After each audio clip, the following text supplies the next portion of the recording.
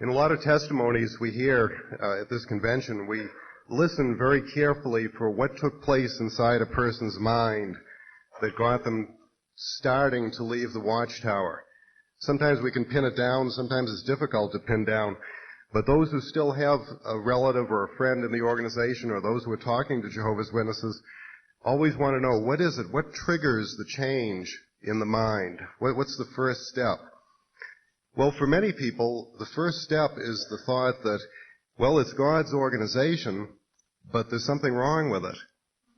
It's God's organization, but it's gone corrupt. It's God's organization, but maybe the men at the top aren't doing what they're supposed to be doing. Maybe there's a problem up there. Now, in my own case, I began thinking back in between 1979 and 1981, in that time period, I began thinking that it was the local elders in my area that were corrupt, but Brooklyn was okay. Well, I was right about the local elders. I became an elder myself in the mid-1970s. I was an elder for 8 years and a witness for 13 years. And I was one who wasn't too observant when I was just a member of the congregation, but when I became an elder, I began to find out what was really going on. And I saw how if a young black person in the congregation smoked 1 or 2 cigarettes, they were disfellowshipped the next week. A white girl who was a daughter of a friend of an elder smoked and smoked and smoked, and it went on for a couple of years. And every time the subject was brought up, the elders would say, yes, we have to meet about that. We have to do something about that. But it never happened. And I saw many, many things of that sort go on within the organization. One of the problems that I had was with young people that I was bringing into the organization. Between my wife and myself, we got 25 people baptized as Jehovah's Witnesses. We both pioneered part of the time, and we were very active in field service. But I reached a point where I was bringing young men to the Kingdom Hall, and these young men would come in their blue jeans and T-shirts and ponytails and beards, goatees and whatnot, and they'd look around and see everybody in the 1950s haircut. And if if they didn't just notice it themselves, somebody would come up and tell them that they weren't going to be acceptable to God unless they conformed and took on an outward appearance that would be pleasing to God. Well, I realized there was something wrong with that, because many of these young men wanted to become Jehovah's Witnesses. They believed it was the truth, and they thought they wanted to serve God, but this was put up as such an obstacle to them that they would turn around and not come back to the Kingdom Hall. Well, I realized that I wasn't the only one who felt that way, because we had a Bethel speaker at that time, a special speaker from Brooklyn, Colin Quackenbush, who used to be the editor of the Awake magazine. And he spoke at a special assembly up in the Boston area. And at this special assembly, in front of the whole audience, all the congregations that gathered together, he said, you elders are driving the young people away from the truth. He said, you're imposing rules of dress and grooming that are not scriptural, they're not in the Bible, and you're going beyond what's written, and as a result, you're driving the young people away from the truth. So I thought, after hearing that talk, that this represented the viewpoint of the governing body, and I thought the local elders were going against Brooklyn in this particular matter. So when the local elders stopped a young Bible student who had a goatee from going out in field service and told him he had to cut off his goatee first, I decided to start fighting the elders on this and to stick up for what I thought was the governing body's position in Brooklyn. Well, during this time, the circuit overseer, we had a new circuit overseer who had come from Brooklyn, and this particular man selected me as his sort of right-hand man in the congregation. Now, I didn't realize what was going on at first, but it was a political type of thing.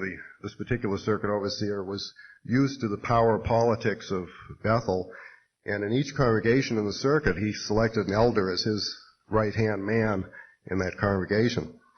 So that worked fine. He didn't care, what my haircut looked like. I decided to try to help some of these young men to come into the congregation by wearing my own hair a little bit over the ears, not like it is now. That would have got me thrown out immediately, but just a little bit so they would feel more comfortable when they came to the meetings. And he said that was fine. He didn't have a problem with that. If some of the elders had a problem, well, that was their problem. But then this circuit overseer tried to use me as his political henchman in the congregation, his right-hand man, and he wanted me to go after an elderly brother who was in his 70s. And this elderly brother was missing the meetings of the circuit overseer and the elders when the circuit overseer came to town. And the circuit overseer told me to go give this brother strong counsel because he has to come and show his respect for the organization by coming to this meeting with the circuit overseer.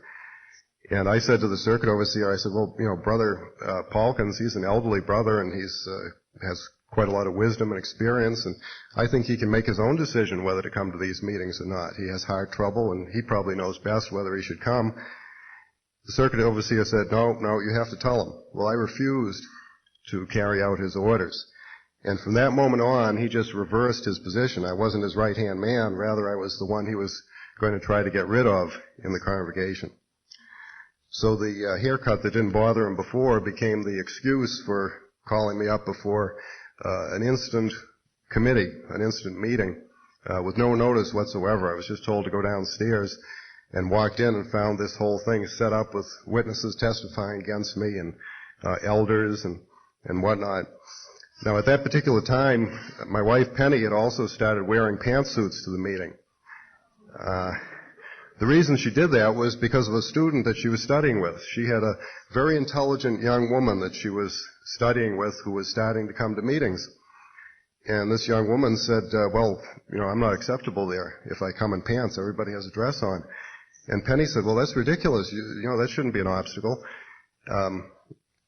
She suggested the woman could wear whatever she wanted to wear when she came to the meetings. And, of course, the student said, well, if that's true, then why don't you wear pants? Well, Penny didn't know how to answer that, so she said, well, it is true, so I'll go ahead and I'll wear a pantsuit too, and then you'll feel more comfortable. Well, that worked out all right. In fact, when the two of them showed up at the Kingdom Hall the next week, some elderly sisters who had varicose veins started wearing pantsuits, and it was winter time, and some of the older sisters thanked Penny for making it possible for them to wear pantsuits to the Kingdom Hall. Well, this was also brought up at this little instant kangaroo court. And I was accused of allowing my wife to do that and being disrespectful myself, and they removed me as an elder on the basis of the testimony of two witnesses. Well, I appealed this decision, and the society sent an appeals committee into the congregation. And also the district overseer came to my rescue. The district overseer was apparently no friend of the circuit overseer, and he came back in and had a special meeting with the elders and the circuit overseer and told them they had to put me back on as an elder whether they liked it or not. Well, this went back and forth. The appeals committee came up from Rhode Island. They were three elderly witnesses, businessmen, respectable men who owned their own businesses in Rhode Island, and they would come up to Massachusetts and meet with us every weekend, and a long line of witnesses were waiting to testify. And this went on for week after week after week, as all these grown-up men sat down to discuss a half an inch of hair. Well, what happened was that the witnesses who came to the meetings, many of them started bringing up things about the other elders rather than about me. And they were saying, well, Brother so-and-so who's accusing Brother Reed, his wife wears slit skirts up to here and his daughter does, and then they started making accusations against some of the other elders. And the special committee began turning it into an investigation of the other elders rather than myself. But they talked to the service representative, the service department in Brooklyn. And at that point, the service department in Brooklyn told them to just reverse everything, remove Brother Reed, show your support for the other elders, and cancel the whole thing out. So that's what happened. They took me off as an elder and built up the other brothers. But this whole process took a period of many months, and we went back and forth through the whole thing. Not only did we have dealings with the circuit overseer and the district overseer, but also the governing body. They began answering some of the letters I wrote to them personally. And I got a letter from Jack Barr on the governing body, and a letter from Carl Klein, And both of these men in their letters revealed themselves to be organizational men rather than godly men. And that's what we began to find. The higher up we went in the organization, the more concerned they were about the organization's rules and regulations rather than Scripture. Now, in the meantime, my wife and I were going to the Kingdom Hall meetings through all of this. The congregation was in quite a state of turmoil. People were unhappy with what was going on. People were unhappy with the elders. There were many people in the congregation writing to Brooklyn. And in the meantime, the other elders were getting up in front of the congregation and giving talks, implying that Penny and I hated God.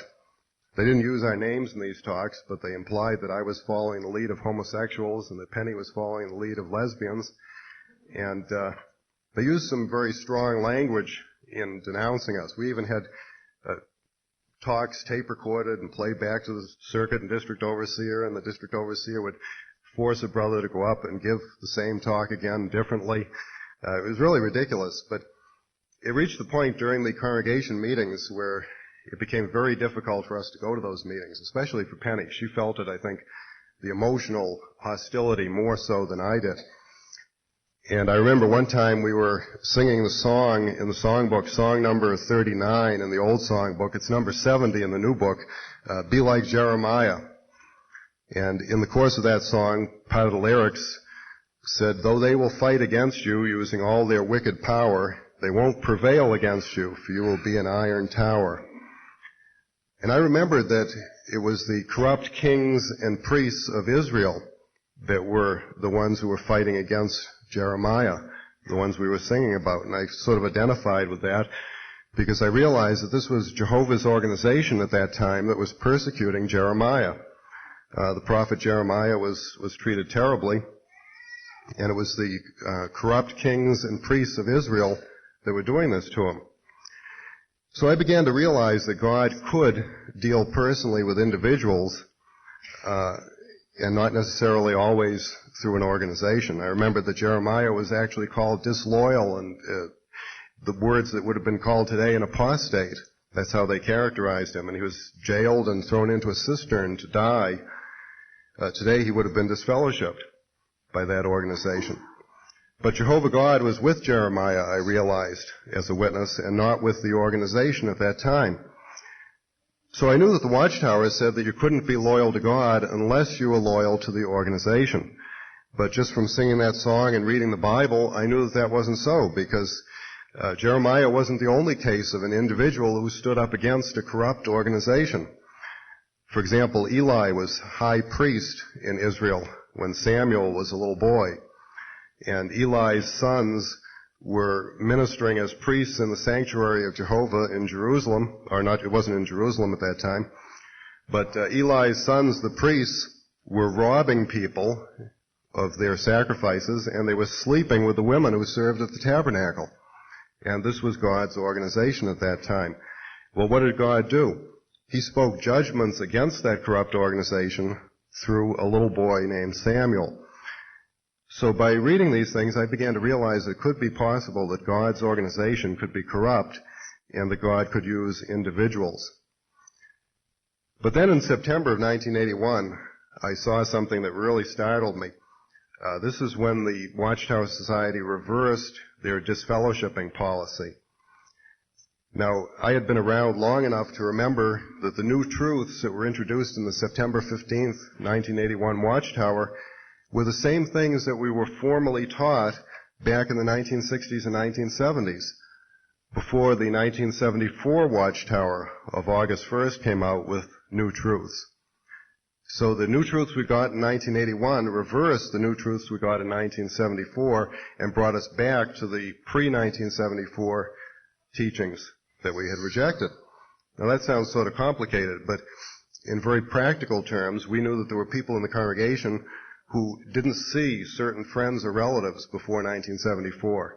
And when the August 1st, 1974 Watchtower came out, it told them that it was unchristlike to refuse to see disfellowshipped relatives, and that it was unchristlike to refuse to say hello to a disfellowshipped relative or a disfellowshipped witness. And we were given an example, I remember, in the congregation. They said that brothers have driven past a sister who was disfellowshipped. Her car broke down in the snow, and she's got small children, and she's stuck in the snow with small children. She's trying to come to the Kingdom Hall to show that she's repentant, but she's still disfellowshipped. And the brothers would just drive past her, and no one would help her because she was a disfellowshipped person. And we were told from the platform that this was the wrong way to treat a disfellowshipped person. That's what we were taught in 1974. But now in the September 15th, 1981 Watchtower, we learned that that was the right way to treat a disfellowshipped person.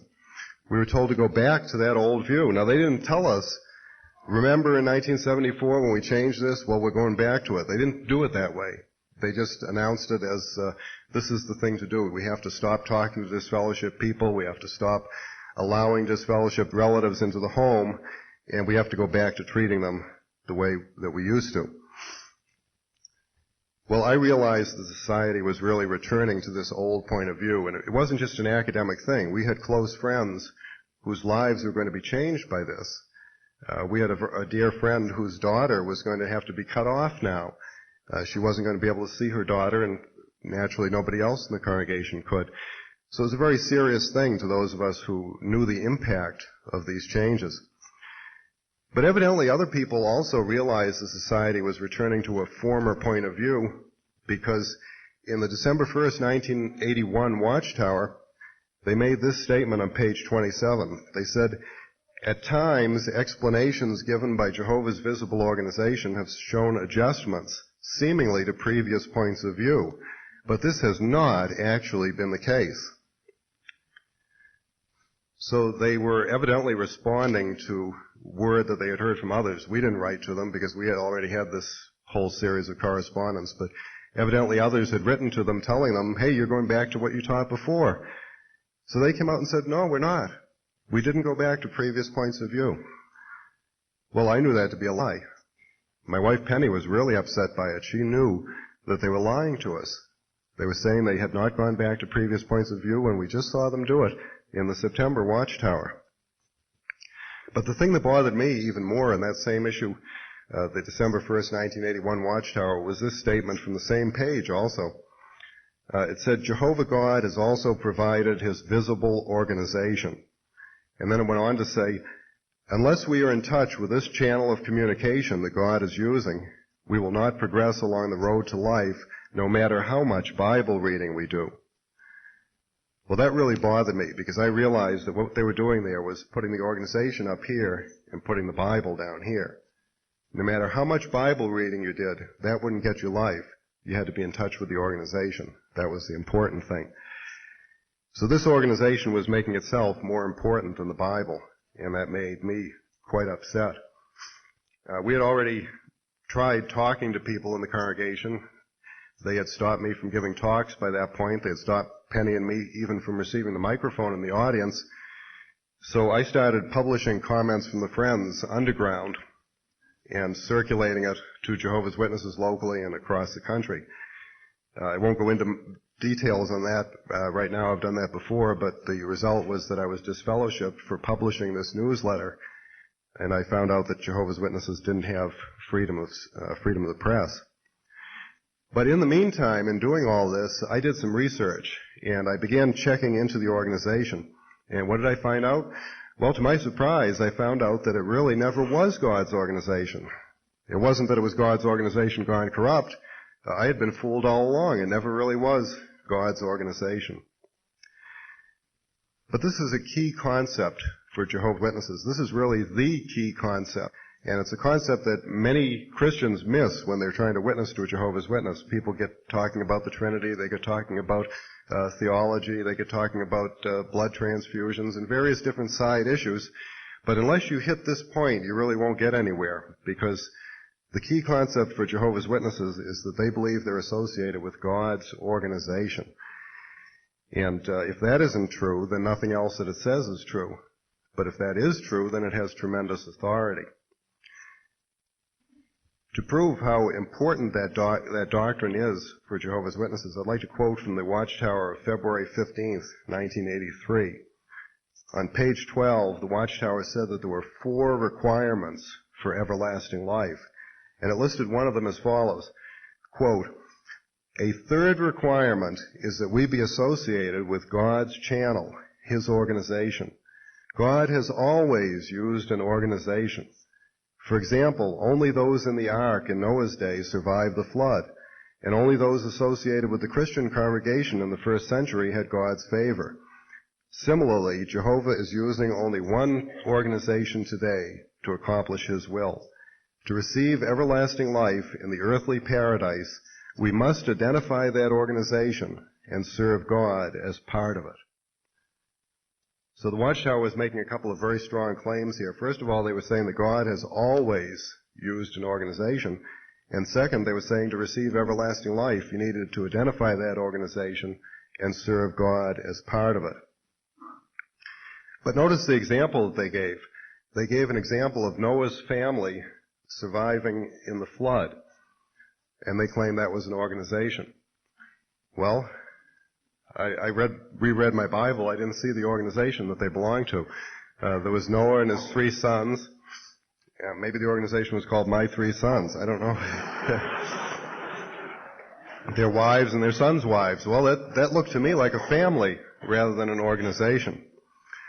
And if you look down through history, in fact, and check the society's claim, you find in the Bible that God dealt with families most of the time in the early patriarchal days rather than an organization. There was no organization. What organization did Enoch belong to? Enoch walked with the true God. What organization did Abraham belong to? Or Isaac? Or Jacob? None. There was no organization. And yet the Watchtower said here, in this issue of February 15th, 1983, that God has always used an organization. And they implied that this went right from the flood down through the Christian congregation, that he always used an organization. In fact, the only time that God used an organization was during his dealings with the nation of Israel. And even then, Moses and the judges who ruled Israel in the early years were individuals, and they led Israel through a very, very loose arrangement that was based mostly on families. But later on, the Aaronic priesthood, of course, was highly organized. And later on, when the people of Israel insisted on it, God gave them kings to rule them in a political sense, too. Now, the law covenant did organize life for the Israelites. They had 600 some odd laws that told them what to do and what not to do. And under this framework of laws, there was the kings and the Aaronic priesthood and the Levites who supported the priests.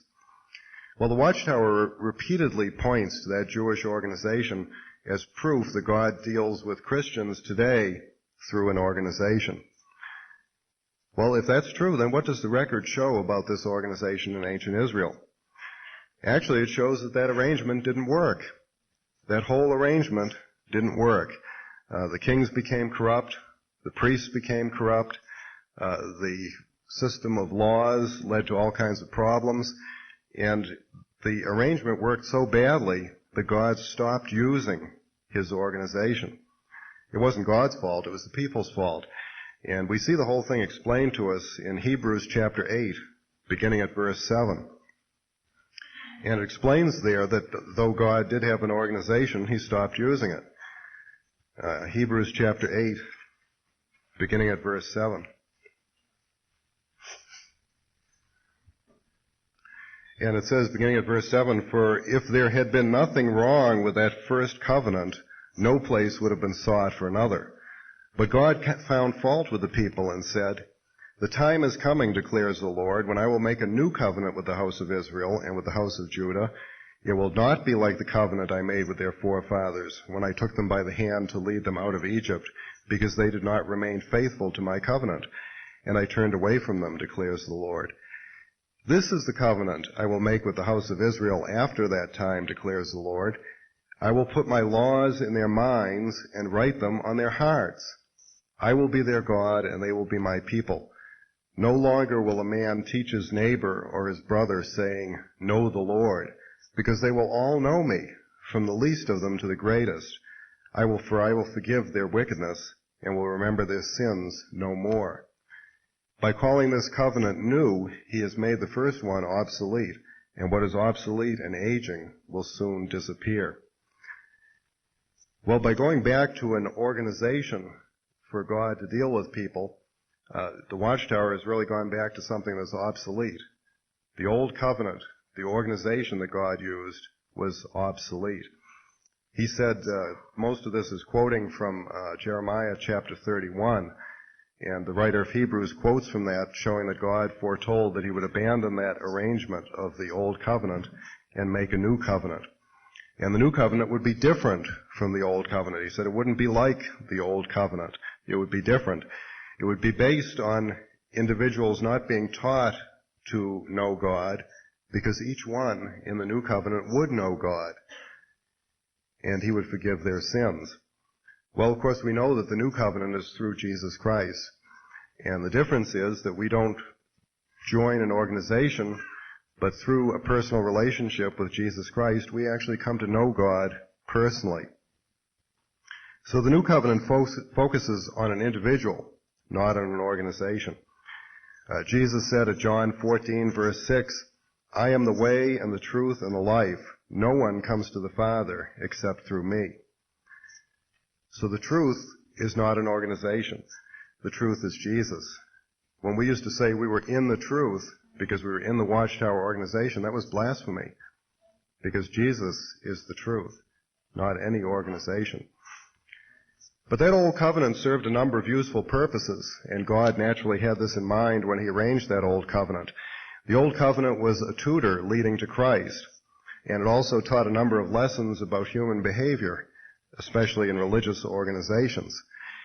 Take your Bible sometime and review the record of that old organization. The New Testament says that all this was recorded for our benefit. And if we read it, we'll find that the kings of Israel were terrible. The political organization didn't function well. Most of them were unfaithful. The priests weren't much better. The religious aspect of the organization didn't work. And Jeremiah was far from the only individual that God's organization of that time persecuted. In fact, God kept sending individuals to rebuke the organization. If you read the Old Testament, you'll see that that happened over and over and over again, that the organization, with its headquarters eventually in Jerusalem, was unfaithful, and God kept sending individuals to go to that organization and tell them how unfaithful they were. In fact, concerning the Jerusalem organization, though, the Watchtower claims that this pictured or prefigured their own organization in many ways. But what did Jesus say about that organization in Jerusalem, God's organization? Jesus said in Matthew 23, verse 37, he said, O Jerusalem, Jerusalem, you who kill the prophets and stone those sent to you. So that's how God's organization reacted to the individuals that God sent to rebuke that corrupt organization. And when the Son of God himself was sent to rebuke the organization, what did it do? Well, it formed a special committee, special judicial committee. It declared him an apostate and it crucified him. So no wonder God quit using his organization. But didn't Jesus set up a new organization? This is what the Watchtower claims, that Jesus really set up a new earthly organization to replace the old one, and that the Watchtower is the continuation of it. Well, let's look at Hebrews chapter 7, verse 24, and it'll tell us whether a new organization was needed or not. Hebrews chapter 7, verse 24. We'll see whether whether a new earthly organization was needed. In Hebrews 7, verse 24, it says, But because Jesus lives forever, he has a permanent priesthood. Going on to verse 25, Therefore he is able to save completely those who come to God through him, because he always lives to intercede for them. So there would be no need for another organization. Jesus himself can save completely all those who come to God through him, because he's always alive. He doesn't need to have an organization take his place. He is here, and he can do it. So we have Jesus. We don't need an organization. Besides, as we learned from ancient Israel, organizations don't work. In fact, you can look at the history of Christianity and see that, because the Watchtower was not the only group that tried to set up an organization to continue to function as in the Old Testament. Every time Christians have even gotten together and formed a powerful religious organization, that organization's gone corrupt. Just look at the history of the Christian church. The Christian organizations that have gained great power have always ended up condemning innocent people and even putting people to death. Look at the history of Europe. Look at the bloody Inquisition, when the church was burning people at the stake, torturing people. Look at the history of the wars in Europe. Most of these were fought over, or many of them were fought over religious power, with one religious organization leading the people against another. In Massachusetts, where I come from, Massachusetts was originally considered to be a theocratic government. The theocracy that ruled Massachusetts under the Puritans, who first settled the colony, that religious organization in Massachusetts was notorious for conducting the Salem witch trials, where innocent people were forced to make confessions and were killed under torture. The theocratic government of Massachusetts also burned or hanged Quakers. When we had our friends, the Coonies, visiting us from England last week, we went to Boston and visited the State House in Massachusetts, and Massachusetts State House, and right out in front of the Capitol, there's a statue of Mary Dyer, and it says underneath it that she was hanged for being a Quaker. She was hanged on Boston Common by the theocratic government of Massachusetts. They didn't use the word theocratic, but so history tells us a lot about organizations. And we can today look at the shame that's been brought on the name of Christ through organizations such as that of Jim and Tammy Baker and Jimmy Swaggart. It seems that whenever you have organizations that accumulate great power and great amounts of money, and the leadership positions involve controlling great power and great money, it seems that these organizations attract to their leadership positions corrupt men, the same way a pile of manure attracts flies. You know, if you offer a position, it may be a very godly man who sets up a religious organization, and he's its leader. When he passes and a position becomes vacant and they're offering $50,000 or $60,000 or $100,000 a year to fill that position, well, does that mean that just godly men are going to line up for that position? Well, obviously not. I mean, there are going to be quite a few people who are looking for the money. Now, in the Watchtower, it's not usually money. It's power. But we know that power equals money. A person who has great power has the same feeling as a person who has great money, because money allows you to spend it and acquire power. They're basically equivalent. A case in point is found in the recent situation where the Watchtower went to court to support Jimmy Swaggart. The Watchtower is very embarrassed about this. I mean, they haven't mentioned it in any of their publications, unfortunately. But the Watchtower Society did file a friend of the court brief in the court of Jimmy Swaggart, trying to help him win his court case before the United States Supreme Court. Well, why did they do it? Why did they suddenly drop all their hostility to Babylon the Great and false religion and declare themselves a friend of the court and filing a brief in Swaggart's case? They did this in the summer of 1990, or rather in 1989. They did this because there were millions of dollars involved. Jimmy Swaggart was fighting the government over the California sales tax, and the Watchtower realized that whatever way the government went in Swaggart's case was going to affect the Watchtower religious literature sales in California. So the Watchtower Society filed a legal brief to defend Jimmy Swaggart before the Supreme Court. The details of all of this are documented in the summer 1990 issue of Comments from the Friends, if you haven't seen them. But the reason the Watchtower did this was because of the money involved. And of course, when Swaggart lost his case, the Watchtower Society reversed its policy on literature distribution, and instead of asking for a specific amount of money, now Jehovah's Witnesses everywhere are asking for contributions. And they've got a new truth on account of Jimmy Swaggart. Now, down through history, some religious organizations truly have advanced the cause of Christianity, but some have done just the opposite. The real Christian church, though, is not any earthly organization. It's the one referred to at Hebrews chapter 12, verse 23. And if you're coming out of the Watchtower and looking for the true church, this is where you can find it. It's referred to in Hebrews chapter 12, verse 23. In Hebrews 12, verse 23, it says, that you have approached the church of the firstborn, whose names are written in heaven. So this is the true church. It's the church of the firstborn whose names are written in heaven. It's not an earthly organization. It's a heavenly organization. But didn't Jesus set up an earthly organization? The Watchtower is always pointing to it. Didn't he organize his disciples? Yes, at one point Jesus sent out 12 as apostles, and then later on he sent out 70, sent them out 2 by 2, so he was organizing his disciples. But did that mean that he was setting up an earthly organization that we would have to identify with and serve God as part of that organization in order to be saved? Well, Jesus himself really answered that when people asked him about it. People asked him about people who weren't part of his organization. In Mark chapter 9, verse 38 to 41, Jesus gives the answer as to whether you have to be part of that organization to be saved. Mark chapter 9, the apostles thought you did. The apostles thought you had to be part of the organization. But let's see how Jesus answered it in Mark chapter 9, verses 38 through 41. John was actually the one who brought it up in verse 38. "Teacher," said John, "we saw a man driving out demons in your name, and we told him to stop because he was not one of us." So this fellow wasn't part of the organization. He wasn't going around with Jesus and the apostles. He was off somewhere else, and he heard about Jesus, and he was trying to cast out demons using Jesus' name. And John was offended by this because this man wasn't part of their organization.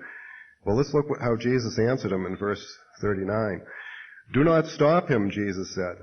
"No one who does a miracle in my name can in the next moment say anything bad about me. For whoever is not against us is for us.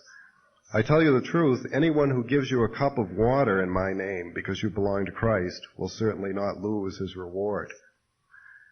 So Jesus made it quite clear, even though John thought you had to be part of the organization, Jesus said, no, you don't have to as long as you're not against us. In fact, if you just give a cup of cold water to a disciple, that person won't lose his reward. And we certainly know Jesus was telling the truth about that. Well, Jesus wasn't the only one who thought or who said that you didn't need an organization, an earthly organization. The Watchtower's founder, Pastor Russell, was of the same opinion. And if you look back in the Watchtower magazine, he made a number of statements about organizations. And in the early days of the Watchtower, it wasn't really what you'd call an organization. It was a publishing group. They were publishing literature that was distributed pretty much by people who were part of other churches or other religious groups, or they didn't really have to join an organization or anything. It was no big thing.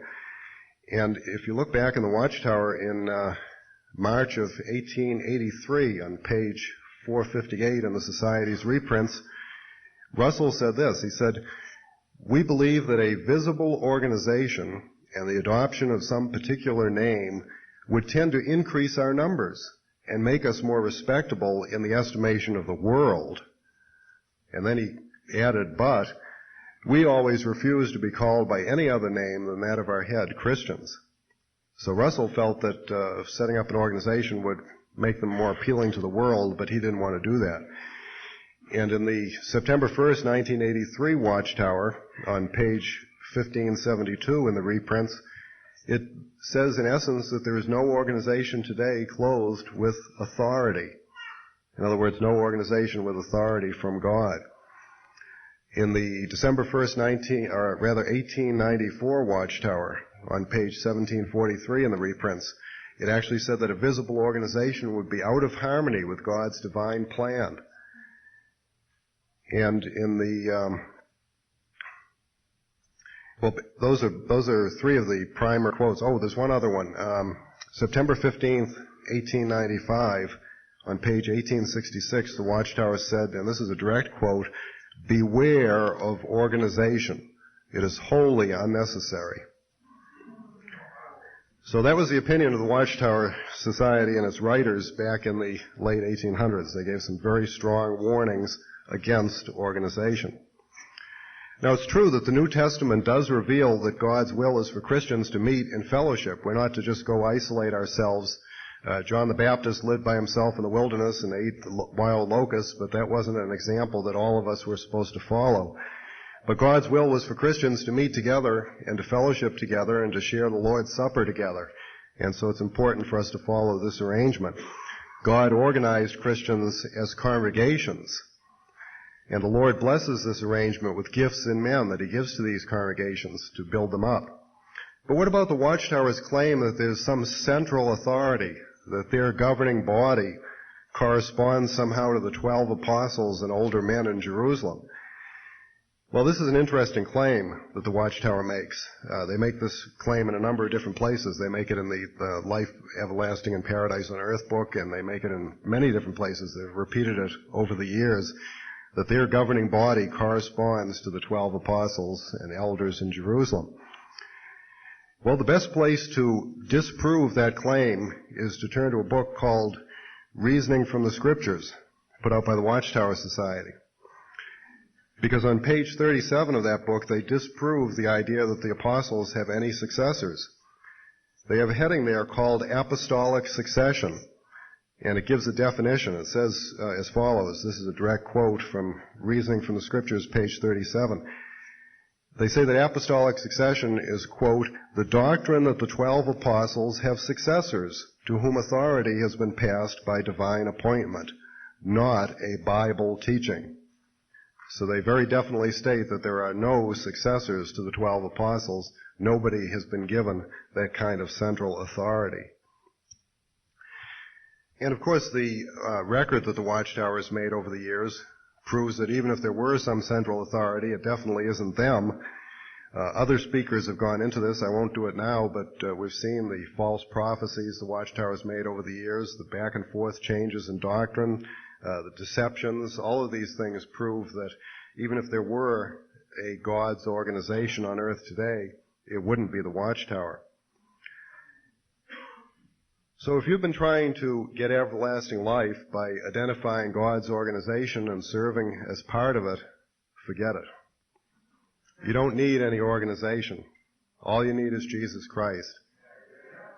In Matthew chapter 11, verse 28 and 29, Jesus said, "Come to me, all of you who are tired from carrying heavy loads, and I will give you rest. Take my yoke and put it on you, and learn from me, because I am gentle and humble in spirit, and you will find rest." So Jesus said, come to me, not come to an organization. And unlike so many organizations, Jesus added at John chapter 6, verse 37, I will never turn away anyone who comes to me. So come to Jesus, not an organization.